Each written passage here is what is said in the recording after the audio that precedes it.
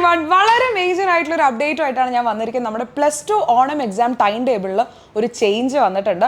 അപ്പോൾ ആദ്യം വന്ന ടൈം ടേബിൾ പ്രകാരം നിങ്ങൾക്ക് 19-ാം തീയതി രാവിലെ ഇംഗ്ലീഷ് എക്സാമും ഉച്ചയ്ക്ക് ശേഷം മാത്സ് എന്നുമായിരുന്നു. അപ്പോൾ പൊതുവേ നമുക്ക് മാത്സ് എന്ന് പറയുന്ന കുറേ പേർക്ക് ടഫ് ആയിട്ടുള്ള ഒരു സബ്ജക്റ്റ് ആണ്. അപ്പോൾ അതിൻ്റെ കൂടെ ഇംഗ്ലീഷും കൂടി വരുമ്പോൾ എക്സ്ട്രാ കുറേ കാര്യങ്ങൾ പഠിക്കാനുള്ളത് പോലെയായിരുന്നു.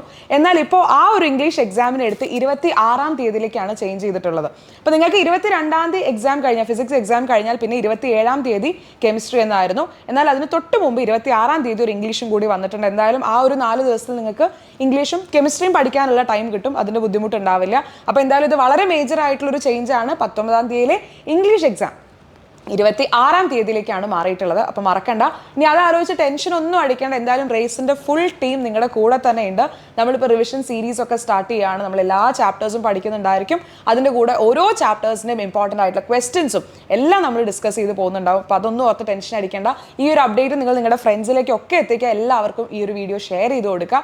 ഓൾസോ നമ്മുടെ ചാനൽ സബ്സ്ക്രൈബ് ചെയ്ത് വെക്കുക. കാരണം ഇനി വരുന്ന എല്ലാ മേജർ അപ്ഡേറ്റ്സും നമ്മൾ ഈ ഒരു ചാനലിലൂടെ ആയിരിക്കും പറയുന്നുണ്ടായിരിക്കും. അപ്പോൾ സബ്സ്ക്രൈബ് ചെയ്യാനും കൂടി മറക്കരുത്. അടുത്തൊരു വീഡിയോയിൽ കാണാം. ബൈ.